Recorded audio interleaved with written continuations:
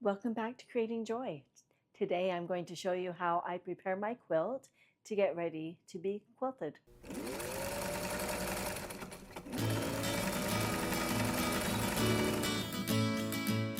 I'm going to be using my dining room table, so it has become my craft table. The thing I love about this table, it has a little ledge right here. Now I went out and I purchased these big clips. They're really big and they can actually fit right along the edge of the table like that. So I can actually stretch out each layer of my quilt and then clamp these on, and then I can pin it. So I'm going to show you how I go about doing that. So I've decided to use cuddle fabric for the backing of my quilt. I'm going to just lay this out. So make sure that your backing is face down and spread it out really good so there's no wrinkles in it. Then you're going to put your batting and your top. This is when I like to invite a friend over to help pull it tight and then put the clamps on.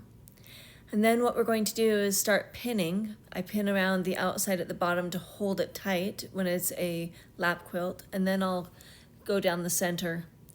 And I like going 2 pins and then on one row and 1 on the next, just making some kind of pattern, just so you make sure that it doesn't slide around. Okay, now that we have it all pinned, we're going to go ahead and first of all, I'm going to trim off the excess of my batting, but I'm going to leave like probably about 4 inches, 2 to 4. I just want to make sure that there's enough. When you are quilting, it's going to pull on your fabric and your batting and everything. So just make sure we have enough left over. Okay, I'm going to take off all the clips.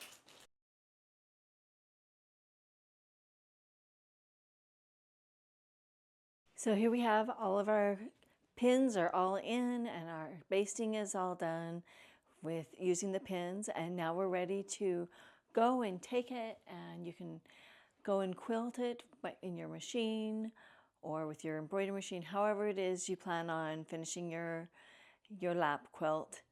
So I would love to hear what you are doing when it's too cold outside to take your quilt out and spray baste it, or in your garage.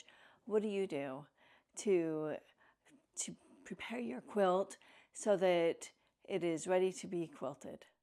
So thanks again for joining me this week on Creating Joy, and I'll see you next week.